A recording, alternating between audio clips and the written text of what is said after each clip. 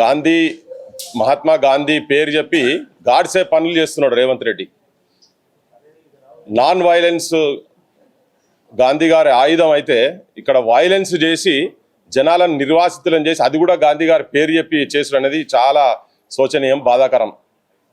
నాకు తెలిసి నేను అనుకుంటా నిజంగానే గాంధీ గారు ఇప్పుడు కనుక ఉండేది ఉంటే అంత నాన్ వైలెంట్ మనిషి అయినా కానీ మా అమ్మాలీడు ఎంత కూర్చున్న వాళ్ళందరూ మాటలు వింటే ఆ కట్టె పట్టుకొని కొడుతుండే కావచ్చు రేవంత్ రెడ్డిని, ఆ రాహుల్ గాంధీని దౌడ వల్ల కొడుతుండే కావచ్చు. నాకు అట్లా అనిపించింది. వాళ్ళ మాటలు వింటుంటే ఆయనకు కూడా కరిగిపోయి ఇట్లా మాట్లాడాల్సిన అనిపిస్తున్నాయేమో. అసలు ముఖ్యంగా ఏంది, ఇది ఇప్పుడు మూసి సుందరీకరణ అనే దాని మీదే చేస్తున్నాడు. ఓ బొమ్మలేమో ఆ రైజింగ్, మొన్న తెలంగాణ రైజింగ్ బొమ్మలు చూపించుకుంటా గ్రాఫికల్ పెద్ద క్రూస్ బొమ్మలు పెట్టి నేను క్రూసులు ఏడా తిప్పుతారో, సముద్రం తిరిగాడు ఈడ తిప్పుతారా, ఇది మనకు అర్థమవుతలేదు. అసలు ఇది ఒక పిచ్చి ఆలోచన, థర్డ్ క్లాస్ ఆలోచన. ఫస్ట్ నువ్వు మూసి ఏం చేయాలి, దాన్ని మూసి సుందరీకరణ అని అంటే ఫస్ట్ ఆ నీళ్లను శుద్ధి చేయాలి. నీళ్లు శుద్ధి కావాలంటే ఇప్పుడు ఇంతకుముందు మాట్లాడుకుంటున్నాడు ఫామ్ హౌస్లోకి వెళ్ళి వచ్చే నీళ్ళల్లో ఇది ఉంటుంది అవి తాగాలని అన్నాడు. దాన్ని మాత్రం ఇప్పుడు సాఫ్ చేయలే ఇప్పటిదాకా. కానీ నీకు ఏం తొందర వచ్చిందో మాకు ఎరకలే. కానీ ఉన్న ఇండ్లను కూలగొట్టుడు, ఇంకోటి ఈ ఇండ్లు కూలగొట్టుడు ఎక్కడిది, ఈ కూలగొట్టుడు ఈ కట్టినప్పుడు వీళ్ళన్ని కానూన్ ప్రకారంగా పర్మిషన్లు ఉన్నాయి. అప్పుడు మొత్తం ఎవ్రీథింగ్ అప్పుడు డిఫైన్ కూడా కాలే. మా మీటర్స్ ఇప్పుడు 50 మీటర్లు అని చెప్తున్నావు నువ్వు, రివర్ బెడ్ పక్కకు 50 మీటర్లు అని చెప్తున్నావు. అది ఇప్పుడు చెప్తున్నావు, కట్టినప్పుడు లేవు కదా, ఆ రూల్స్ అని ఏం లేవు కదా. ఇప్పుడు నువ్వు ఫస్ట్ చేయాల్సిన పని ఏంటంటే ఇండస్ట్రియల్ వేస్ట్ ఏమైతే వస్తున్నాయో వీడికి దిగంగానే కంపు కొడుతున్నది. ఫస్ట్ ఆ పని చేయి. వీళ్ళని ఎందుకు ఇళ్ళకి వెళ్ళి ఎందుకు ఫస్ట్ తీయాలని చెప్తున్నా, ఆ ఆలోచన ఎందుకు వస్తుందో అర్థమవుతలేదు. నువ్వు ఎవరి ఆర్తనాదాల మీద, ఎవరి కంటి శోకాల మీద, ఎవరి శవాల మీద నువ్వు పార్కులు కడతావు. ఇక్కడ రేవంత్ రెడ్డికి నేను రాహుల్ గాంధీ గారిని కూడా అడుగుతున్నా. కానీ చెప్పిండు కదా గాంధీ మునిమానవాడు, చాలా క్లియర్గా చెప్పిండు గాంధీ కూడా నచ్చదు ఇటువంటి ఆలోచనలు, మీరు వెంటనే విరమించుకోండి అని. ఇటువంటి వాళ్ళ మాటలు మరి వినదలుచుకోలేదు కావచ్చు. ఈ పక్కకి ఎందుకు ఇప్పుడు మొన్న ఈ FTL ఇష్యూస్ జరిగేటప్పుడు, ఈ హైడ్రా ఇదన్నీ ఇష్యూ జరిగేటప్పుడు ఉప ముఖ్యమంత్రి చెప్పిండు దాదాపు 60కి పైన చెర్ల మీదనే బంగ్లాలు కట్టిరని చెప్పిండు. వాటిని కొట్టు ఫస్ట్. ఇవి చెర్ల మీద లేవు కదా ఇవి, ఫస్ట్ వాటిని చేయి. కాలేజీలు కట్టుకున్నారు కదా బొచ్చడం మంది, కాగా OIC కట్టుకున్నాడు, పెద్ద మల్లారెడ్డి అసంటోళ్ళు కట్టుకున్నారు. ఇసొంటి వాళ్ళ మీద చాలా మంది పోరాటాలు కూడా జరిగినాయి కదా. మరి వాళ్ళ గురించి ఏం మాట్లాడు ఎందుకు? ఈ యొక్క మధు పార్క్ సంబంధించినటువంటి వీళ్ళ మీద బట్టి ఈ బెల్ట్ అంతా మొత్తం వచ్చి ఇక్కడనే చేయాలనేది ఏమున్నదో నాకు అర్థమవుతలేదు. చుట్టుపక్కల ఉన్న ఈయనకి నిజంగా ఇప్పుడు తీసుకున్న తర్వాత వాస్తవం కూడా చాలా భూములు వాళ్ళు గవర్నమెంట్ తీసుకొని ఆ పర్పస్ గురించి వాడనటువంటి జాగాలు చాలా ఉన్నాయి. సార్ ఇంతకుముందు చెప్పిన పర్పస్ ఏంటిదని నువ్వు తీసుకునేదో మాకు డిఫైన్ చేయి ఫస్ట్ అనేది. సో నువ్వు తీసుకొని SEZల గురించి తీసుకున్నవి కూడా మళ్ళీ వాళ్ళకే ప్రైవేట్ వాళ్ళు కట్టబెట్టే ప్లాన్ చేస్తారు. మరి ఇవన్నీ మీరేమన్నా ఇక్కడ విలాసాలు చేసేందుకు ఏమైనా చేస్తురా మాకు అర్థమైతే లేదు. కానీ ఏది ఒక ప్రాపర్గా జరగకుండా, ఏం ప్రాపర్గా ఒక ప్రణాళిక లేకుండా ప్రణాళిక లేకుండా మీరు ఇక్కడికి వచ్చి వీళ్ళను ఈ బంగ్లాలు గులగొట్టి దానికేంది బయట పోయి మేము 60 లక్షలు ఇస్తాము, 70 లక్షలు ఇస్తాము, లేకపోతే మీరు బయట కొనుక్కుంటేందుకు మేము పైసలు ఇస్తాము, ఇంకా రెడీమేడ్ అపార్ట్మెంట్లకు మిమ్మల్ని పంపిస్తామని ఎందుకు పంపించాలి? అసలు అవసరం ఏంది? ఫస్ట్ వీళ్ళెంబడి ఎందుకు పడ్డావు? ఒకవేళ ఇక్కడ నీకు వెడత కావాలనుకో ఫస్ట్ డీప్ లోపలికెళ్ళి మట్టి ఫస్ట్ పూటిక తీదా కదా, దానికి మొత్తం మట్టి అంత ఉన్నది కదా, నువ్వు ఫస్ట్ దాన్ని అసలు ఇండస్ట్రియల్ వేస్ట్ ను ఫస్ట్ నువ్వు ఆపే ప్రయత్నం జరిపిందా ఇప్పటివరకు? ఎక్కడన్నా మొత్తం భూమికి పుండు అవుతున్నది, లోపలికి కూడా కొడుతున్నారు. ఈ కాలువలకి ఎక్కడ పోయినా కానీ ఇప్పుడు మీ ఇడికెళ్ళి పోతే అంతా నురిగే ఉంటుంది, ఇక్కడ నుంచి చూస్తే అంతా నురిగే ఉంటుంది. గదంతా చేయకుండా ఇప్పుడు జనానికి ఒకటి ఏం చెప్తున్నారంటే వీళ్ళు ఇల్లీగల్ స్ట్రక్చర్లు కడుతున్నారు. నేను సమాజం కూడా, తెలంగాణ సమాజం కూడా ఇక్కడ చెప్తే ఇక్కడికి వచ్చినాక చూస్తే అనిపిస్తుంది. ఆర్మీ వాళ్ళు కూడా ఉన్నారట, ఎక్స్ సర్వీస్ మెన్లు, మేజర్లు చేసినటువంటి వాళ్ళు కూడా ఉన్నారట, పెద్ద మనుషులు ఇక్కడ ఉన్నారు. అంటే బార్డర్లో పోయి తుపాకులు బట్టి మనకు రక్షణ కొట్లాడినటువంటి వాళ్ళను ఇలా వాళ్ళని ఇబ్బంది పెట్టే పరిస్థితి కాడికి వచ్చింది. కలం వీరులు ఉన్నటువంటి జాగా ఇది. వాళ్ళు అన్ని చూసుకుంటే ఉన్నారా? మా K. శ్రీనివాస్ అన్న ఇల్లున్నది, ఇక్కడ చక్రపాణి గారి ఇల్లున్నది, ఇప్పుడు వైస్ ఛాన్సలర్ ఉన్నారు కదా, అటువంటి వాళ్ళ ఇల్లున్నాయి ఇక్కడ. వాళ్ళు అన్ని చూసుకొనే తీసుకున్నారు కదా. ఇప్పుడు వచ్చి వాళ్ళని ఏడిపించుడు ఎక్కడిది, వాళ్ళ కుటుంబాలను ఏడిపించుడు ఎక్కడిది, వాళ్ళకి నిద్ర లేకుండా చేసేది ఎక్కడిది? ఇది చాలా చాలా చాలా హేయనీయమైన చర్య. నువ్వు నిన్ననే ఒకటి మిలిటరీని పంపించి నీ CRPF పోలీసులను పంపించి ఖమ్మంలో చేసినటువంటి ఉదంతంతో నువ్వు సగం బద్నాం అయిపోయినావు. ఇప్పుడు ఇటువంటివి కూడా చేయకుండా ఉండాలి. వీళ్ళందరూ ఒకవేళ నిజంగా నువ్వు చేసేది ఉంటే ప్రజలు ఫస్ట్ ఏమనుకుంటారు అనేది వినాలి కదా. రోటీ కపడా ఆర్ మకాన్, కూడు గుడ్డ నీడ అనేది ఇవాళ అసలే హైదరాబాద్లో చాలా ఇబ్బందిగా ఉన్నది. అటువంటిది ఏదో పైసా కూడబెట్టి లోన్లు కట్టుకుంటా వాళ్ళు సగం కడుపుకు తిని ఒక డ్రీమ్, ఒక ఇల్లు అనేది ఎట్లయితే పక్షులకు చెట్ల మీద పోయి ఆడిడ తిరుగుకుంటే ఎట్లుంటారో మనుషులు కూడా గట్టినే చేసి ఒక ఇల్లు తీసుకొచ్చుకుని కట్టిన తర్వాత ఉన్న పరంగా దాన్ని లేపేసేస్తా అన్నట్టుగా బుల్డోజర్లు తీసుకొచ్చి లేపుతా అనేది అయితే చాలా సమాజం మొత్తం తిరగబడాల్సిన అవసరం ఉన్నది. వీళ్ళందరూ ఏంటంటే కేవలం పైసలకు చేస్తున్నటువంటి తతంగాలు ఇవన్నీ. దీని వెనక అసలు ఏంది రహస్యం అనేది ఇప్పటిదాకా అసలు ఎక్కడ తెలిసే పరిస్థితి లేదు కదా. మళ్ళా చెప్తున్నా ఏంటంటే ఎక్కడెక్కడైతే ఇల్లీగల్ స్ట్రక్చర్స్ ఉన్నాయో మీరే బయట పెట్టి మీరే చెప్పినటువంటి చెర్ల మీద కట్టినటువంటి ఉన్నాయి కదా, అవన్నీ ఫస్ట్ కూలగొట్టండి. కూలగొట్టిన తర్వాత అప్పుడు వీళ్ళకి నోటీసులు ఇవ్వండి, వాళ్ళకి నోటీసులు. ఇప్పుడు మీరే చెప్పిండ్రు ఆ బఫర్ జోన్లల్లా ముఖ్యమంత్రి గారి అన్న ఇల్లు కూడా ఉన్నది కదా, తిరుపతి రెడ్డి గారి ఇల్లు కూడా బఫర్ జోన్ లో ఉన్నదని చెప్పారు కదా. ఇదంతా ఇంకా దూరం ఉన్నది. మరి ఆయన ఇల్లు ఎప్పుడు కూలగొడతావు చెప్పు? ఆయన ఇల్లు కాడికి వచ్చినప్పుడు వాళ్ళు సేఫ్ అయిపోయారు. ఇక్కడ కూడా ఎవరైనా ముఖ్యమంత్రి అన్నదమ్ములదో లేకపోతే వాళ్ళ చుట్టపోలేదో ఎవరు దాన్ని ఇల్లు ఉంటే వీళ్ళు సేఫ్ ఉంటుండే కావచ్చు. కానీ వీళ్ళకి పైసలు లేవు, వీళ్ళు కష్టపడి కట్టుకున్నాయి. మీరేమో దందాలు చేసి కట్టుకున్న బాపతి కదా. ఒక్క ఫామ్ హౌస్ అన్న తీసిండ్రా ఎక్కడదన్నా? ఇప్పుడు 111 జీవోనేమో ఫ్రీ చేస్తున్నారు. దీనిలో ఇంకొక విషయం నేను ప్రజలకు కూడా చెప్పదలుచుకునేది ఏంటంటే అసలు ఈ నది ఎక్కడ పుట్టింది? ఇది అనంతగిరి గుట్టలలో పుట్టింది. ఆడికెళ్ళి తొవ్వ మొత్తం నువ్వు సాఫ్ చేయి. ఫస్ట్ నదిని చంపి పడేసినావు కదా నువ్వు. నది కుత్కె మీద కాలు పెట్టి తొక్కేసిరు మీరు మొత్తం. దామగుండం దగ్గర ఈ రెండు ఈసామూసా నదులు వచ్చి ఇక్కడ కలుస్తున్నాయి. ఎందుకు? 48 ఇక్కడ గాంధీ బొక్కలు కలిపిర్రు, బుడిది కలిపిర్రు అని చెప్పి కదా ఇప్పుడు మీకు ఇదంతా కావాల్సింది. ఇప్పుడు వీళ్ళందరూ బుడిది కావాలా? దాని నదికి ఫస్ట్ జీవం పోయి తొవ్వల ఎవరెవరి రియల్ ఎస్టేట్ దందాలు ఉన్నాయి, ఎవరెవరి ఫ్యాక్టరీలు ఉన్నాయి, ఎవరెవరి ఫామ్ హౌస్లు ఉన్నాయి, ఏ లీడర్ల ఫామ్ హౌస్లు ఉన్నాయి, కేసీఆర్ ఫామ్ హౌస్లు ఉన్నాయా, కేటీఆర్ ఫామ్ హౌస్లు ఉన్నాయా, రేవంత్ రెడ్డి ఫామ్ హౌస్లు ఉన్నాయా, లేకపోతే బీజేపీల ఫామ్ హౌస్లు ఉన్నాయా, ఎవరెవరు ఫామ్ హౌస్లు ఉన్నాయా మొత్తం ఫస్ట్ దాని అక్కడికి వెళ్ళి నీ సుందరీకరణ మొదలు పెట్టేది నది ఎక్కడ పుట్టిందో అక్కడి నుంచి స్టార్ట్ చేయి. నువ్వు గోదావరికి వెళ్ళి నీళ్ళు తీసుకొచ్చి ఇక్కడ కలుపుతా ఇదేందే అని నాకు అర్థమైతే లేదు. ఫస్ట్ దాని చేయి, అక్కడి నుంచి తీసుకురా. అక్కడి నుంచి తీసుకొచ్చినాక ఇటు దానికి వచ్చినప్పుడు చూద్దాం. ఈ అపార్ట్మెంట్ కాడికి వచ్చినప్పుడు, ఈ కాలనీల కాడికి వచ్చినప్పుడు అప్పుడు చూద్దాం. అవన్నీ పక్కకు పెట్టి వీళ్ళ మీద ఏం కక్ష కట్టినట్టు ఇక్కడికి వచ్చి గిజ్జేసుడు ఎక్కడిది అంతా అంటే మీ లోపల ఏదో ఉన్నది, మీ వెస్టర్న్ ఇంట్రెస్ట్లు ఉన్నాయి. ఇవన్నీ మీకు కావాల్సిన కాడ ఉలగొడుతున్నారు, మీకు కావాల్సిన భూములు తీసుకుంటున్నారు. లేకపోతే నీకు ఇక్కడ పెద్ద గాంధీ విగ్రహం అక్కడెక్కడ పటేళ్ళు కట్టిరు కదా, పేదది కట్టి నేను మొత్తం ప్రపంచం అంతా గాంధీ విగ్రహం కట్టిన మొగోని నేనని చెప్పి 3 ఫీట్లు ఉన్నోని నేను గంత పెద్ద ఫీట్లు గంత పెద్దది కట్టినా అని చెప్పని నీకు చెప్పుకునేటువంటి పొంగనాలు చెప్పుకునేటువంటి ఆలోచన ఉన్నదేమో. పోయి ఆ గాంధీ అసలు గాంధీలకు ఏం పట్టింపు? అసలు గాంధీ వాళ్ళు చెప్తున్నది వద్దురా నాయన అంటే ఈ నకిలీ గాంధీ బ్రోకర్ వచ్చి ఇక్కడికి వచ్చి నేను బదల కడతా అంటుంది. అరే ఏ మాత్రం మనిషి అయ్యేది ఉంటే మీకు మానవత్వం అనేది ఉంటే, మానవ విలువల మీద ఏమన్నా ఉంటే, ఒక ప్రేమ అనురాగాల అసొంటి ఏమన్నా ఉండేది ఉంటే వీళ్ళ మాటలు ఒక్కసారి వినేయా? మీ ఇంట్లోనే ఇనుమని చెప్పు. కొద్దిగానన్నా సోయికి రాని అన్నం తింటురా, గడ్డి తింటురా తెలుస్తలేదు. మొత్తుకుంటారు కదా. ఇప్పుడేం మునిగిపోతుందా? తెలంగాణ మునిగిపోతుందా? భారతదేశం మునిగిపోతుందా? ఇప్పుడు ఇది కట్టకపోతే గాంధీ విగ్రహాలే అవసరం లేదు అసలు. ఇక్కడ ఏ విగ్రహాలు కూడా అవసరం లేదు. ఈ పైసలు పెడితే ఒక 2 జిల్లాలల్లో మొత్తం ఉచిత విద్య ఇవ్వచ్చు, ఉచిత వైద్యం ఇవ్వచ్చు. మీరు 5,000 కోట్లు పెట్టి నాశనం పట్టిస్తారు కదా పైసలు. పబ్లిక్ పైసలు, ట్యాక్సులు కట్టిన పైసలు, జనం పైసలు దోపిడీ చేసి నాశనం పట్టిస్తారు కదా మీరు. ప్రజలు కూడా ఆలోచన చేయండి. వీళ్ళు ఏది ఇల్లీగల్ గా చేయలేదు. వీళ్ళు కట్టినప్పుడు అన్ని పర్మిషన్లు ఉన్నాయి వీళ్ళకి ఇక్కడ. ఎందుకంటే ఒక దుష్ప్రచారం వీళ్ళ మీద దుమ్ము పోసుడు. మనిషిని ఫస్ట్ ఒక కుక్కని చంపాలంటే ఏం చేయాలంటే ఫస్ట్ దాన్ని పిచ్చి కుక్క అని చెప్పి ప్రచారం చేయాలంట.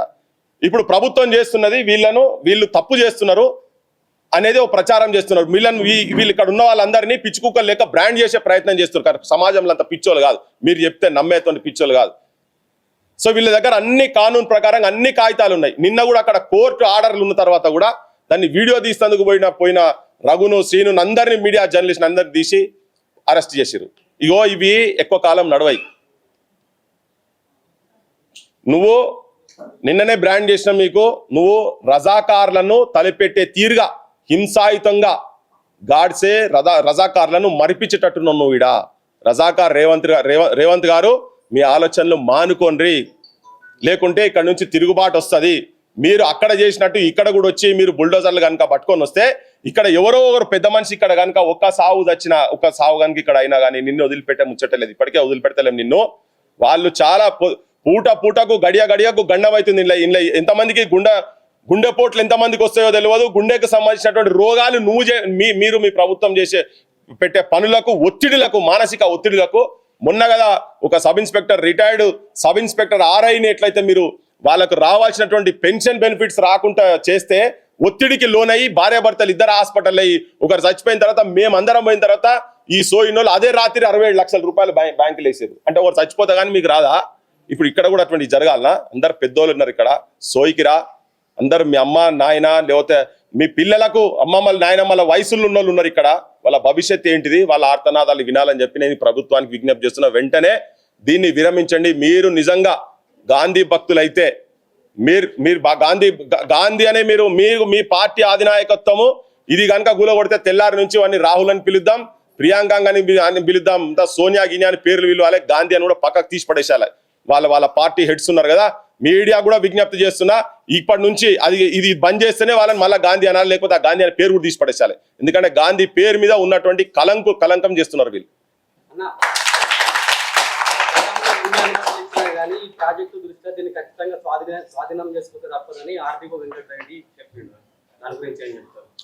ఈ ఆర్డీఓ వెంకటరెడ్డి కాదు, ఇదంతా ముఖ్యమంత్రి దగ్గరికి జరుగుతున్న అంశం ఇదంతా. వాళ్ళు అట్లే మాట్లాడతారు అబ్బా, he who fears fails, Gandhi చెప్పింది. ఇది భయపడాల్సిన అవసరం లేదు. ఇక్కడ భయపడితే మనం ఓడిపోతాం. ఇక్కడ గావిడ ఆడియో వచ్చి ఇక్కడ కూర్చుంటే ప్రజలతో పెట్టినటువంటి జితగాళ్ళు వీళ్ళంతా. వాళ్ళు చెప్తే భయపడేది ఎక్కడ? భయపడాల్సిన అవసరం లేదు. గట్టి కూర్చొని చూడండి, ఒక్కరి మీద చేయబడి ఇక్కడ రక్తపాతం కానీ మొత్తం ఇక్కడ దేశం మొత్తంకి వెళ్ళి ఉన్నారు కదా, మొత్తం ఎక్కడెక్కడ నుంచో ప్రకటనలు రావాల్సిందే. ఈ ప్రొటెస్ట్ ఇక్కడిది ఢిల్లీ దాకా పోవాలి. ఈ ప్రొటెస్ట్ ఈ అపార్ట్మెంట్ పేరు ఢిల్లీ మొత్తం తెలవాలి. అట్లా పోరాటం ఇక్కడ కనుక జరిగేది ఉంటే ఎవరి తరం కాదు ఇక్కడికి వెళ్ళి తీసేది. నేను అదే అంటున్నా కదా, నువ్వు బఫర్ జోన్ అనేది ఇప్పుడు కట్టేటప్పుడు బఫర్ జోన్లే లేదు. ఇది నువ్వు తర్వాత బఫర్ డిక్లేర్ చేసుకున్నావు, 50 మీటర్ల తర్వాత డిక్లేర్ చేసుకున్నావు. 2010 తర్వాత వచ్చింది అది. ఇది కట్టింది ఎప్పుడు? 2009కే ఇక్కడ 14-15 మంది అపార్ట్మెంట్లకు వచ్చినారు. ఇది కట్టింది 2003-2004లో కట్టిండ్రు. మరి అప్పటికి లేదు కదా రూల్. ఇప్పుడు నువ్వు కొత్తగా రూల్ తీసుకొచ్చి కూలగొడతా అంటే ఎట్లయితుంది? ఇంకొకటి, నువ్వు మొత్తం ఇక్కడి నుంచి అక్కడ దాకా మొత్తం కానూన్ ప్రకారంగా ఉన్నాయా, చెర్లలో కట్టిరని నీ ఉప ముఖ్యమంత్రి చెప్పిండు కదా ప్రెస్ లో పెట్టి. వాటిని గులగొట్టబ్బా. పెద్ద వాళ్ళ ఫామ్ హౌస్లు ఉన్నాయి ఇల్లీగల్ గా, వాటిని గులగొట్టున్నాయి. అదే చెప్తున్నా కదా, దామగుండంకి వెళ్ళి ఇక్కడ దాకా తోవల ఎన్నెన్ని ఎక్కడెక్కడ మూసిని కబ్జా చేసిండ్రో అవన్నీ ఖాళీ చేయరు. ఖాళీ చేసినాక ఇడికి రా ఫస్ట్. ఇది అలా లేదు మళ్ళీ చెప్తున్నా. అదేమో డైరెక్ట్ నది బొడ్డుల నది గర్భంలో కట్టిండ్రు బంగ్లాలు ఫామ్ హౌస్లు మొత్తం. అవి గులగొట్టని ఫస్ట్, అవన్నీ ఉన్నోని అవి గులగొట్టి ఇడికి రా. నువ్వు ఎక్కడ ఆడికెళ్ళి కదా నది ఎక్కడికి వెళ్ళి వస్తాయి? ఆడ వర్షాలు పడితే ఈ నది వస్తుంది. వీళ్ళు మొత్తం కబ్జాలు చేసి ఆడికెళ్ళి నదిని మొత్తం బంద్ చేసేసి ఇప్పుడు నేను గోదావరి నీళ్లు తీసుకొచ్చి జనానికి నీళ్లు తాగిపిస్తాను కథలు చెప్పుడు ఎక్కడ తప్ప నాకు అర్థం కాదు. ఇక్కడ నుంచి పోయేట కింద మొత్తము పోయేదంతా కెమికల్సే కదా, విషపు నీళ్ళు ఇవన్నీ. దాన్ని ఫస్ట్ సెటరేట్ ఇప్పుడు పారుతున్నాయి కదా, దానిలో విషం పారుతుంది. అది నీళ్లు కావు పారేటి, తాగుడు కాదు కదా, దానిలో కాలు కూడా పెడితే రోగాలు వస్తాయి. సో అవి ఫస్ట్ చేయి. అంటే నువ్వు ఇండస్ట్రీస్ అన్ని మొత్తం ఇండస్ట్రీస్కి వెళ్ళి వచ్చేటి వేస్ట్లన్నీ మొత్తం బంద్ చేయాలి కదా. దానికి ఏంది, ముఖ్యమంత్రి దాకా పైసలు పోతాయి. కిందున్న ఆఫీసర్ కాడికి వెళ్ళి మొదలు పెడితే, పొల్యూషన్ కంట్రోల్ బోర్డుకి వెళ్ళి మొదలు పెడితే ముఖ్యమంత్రి దాకా కమిషన్లు పోతాయి. కాబట్టి అవి నడుస్తున్నాయి. మళ్ళీ కమిషన్లు కంపెనీలు కూడా వాళ్ళలో సంబంధించినట్టే ఉంటాయి కదా, అవి బంద్ చేయి ఫస్ట్. నువ్వు అవి సాఫ్ చేసి మాకు ఒక నిజంగానే ఒక కాన్ఫిడెన్స్ బిల్డప్ కానీ ఈయన నిజంగానే మంచి పని చేస్తున్నాడు, మంచి నీళ్ళు పోతున్నాయి ఇక్కడ ఈడికెళ్ళి మొత్తం అక్కడ దాకా దామగుండం దాకా మొత్తం సాఫ్ చేయని ఫస్ట్.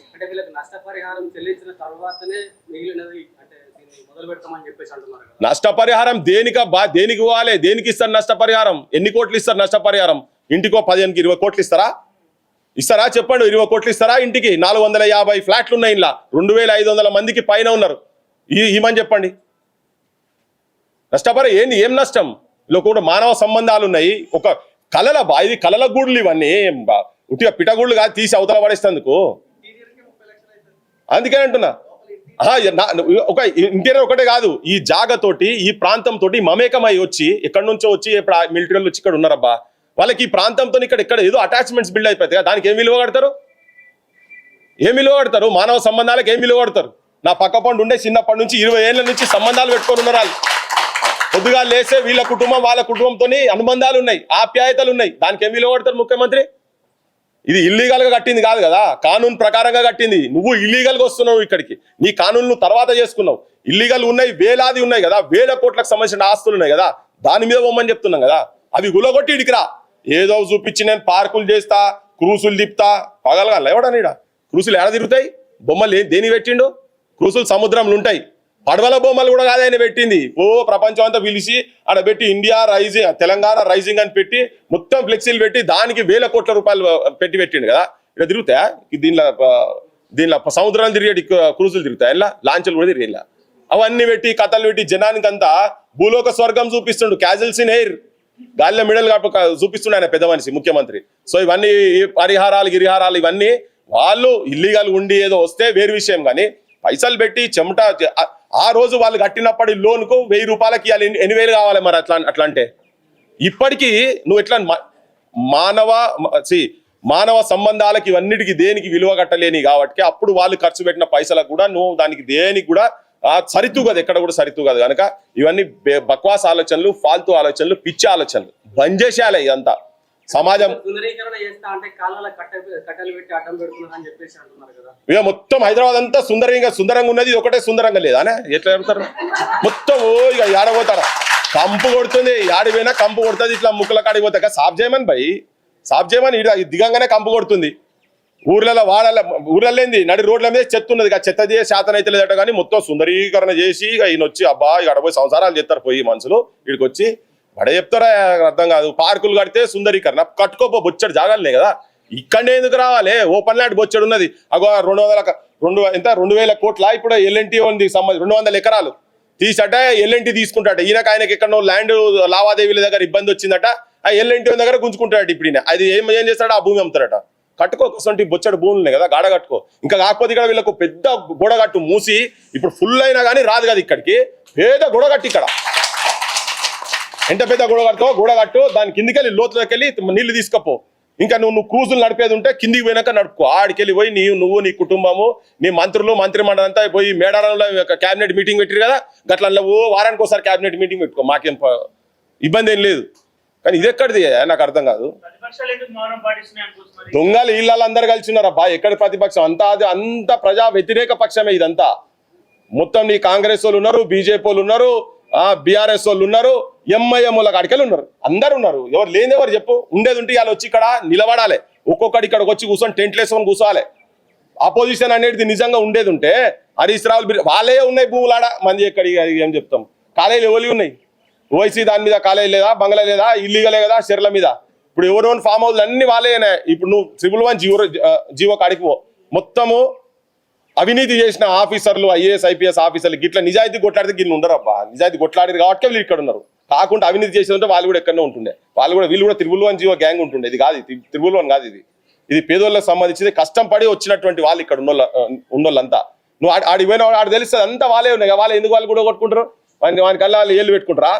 పెట్టుకోరు. వాళ్ళందరూ ఒకటే, నువ్వు మంచిగానే ఉండు, నేను మంచిగానే ఉంటా. ఈయన వచ్చినాక చాలా ముచ్చట్లు చెప్పిండు కదా, అందరు కలిసి ఉన్నారు. అంతేందుకు దామగుండం పోతుంటే మొత్తుకుంటుంటే పోయింది కదా, అడవి మొత్తం నాశనం చేసేసారు కదా. అందుకని ఆపోజిషన్ ప్రజలే చైతన్యం కావాలి, ప్రజలు తిరుగుబాటు చేయాలి. ప్రజలు పైసలకు ఓట్లు అమ్ముకుంటే ఇటువంటి దరిద్రులు వచ్చి మనల్ని వెళ్తారు. అది ఆపోజిషన్ అయినా రూలింగ్ అయినా అంతే.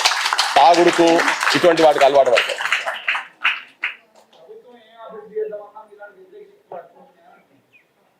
ఇది అభివృద్ధి? జనాల శవాల మీద బంగ్లాలు కట్టేది అభివృద్ధి? ఏంది అభివృద్ధి అంటే? ఎవరికైనా రోగం వస్తే పోగానే ఏ హాస్పిటల్కి పోయినా కానీ ఫ్రీగా ట్రీట్మెంట్ కావాలి, అవుతుందా? ఈడికెళ్ళి ఆడి పోయినాక ఫస్ట్ వాడు పైసలు లేనిది వాడు అలవై చేయడు, హాస్పిటల్లో తీసుకోడు. బడికి పోవాలని చదువుకుంటా అంటే నాకు బడి కావాలి, బడి కాడికి పోతే బడి ఎక్కడిది? బడి లేదు, మన లేదు, టీచర్ లేరు, టాయిలెట్ లేవు, ఏం లేవు.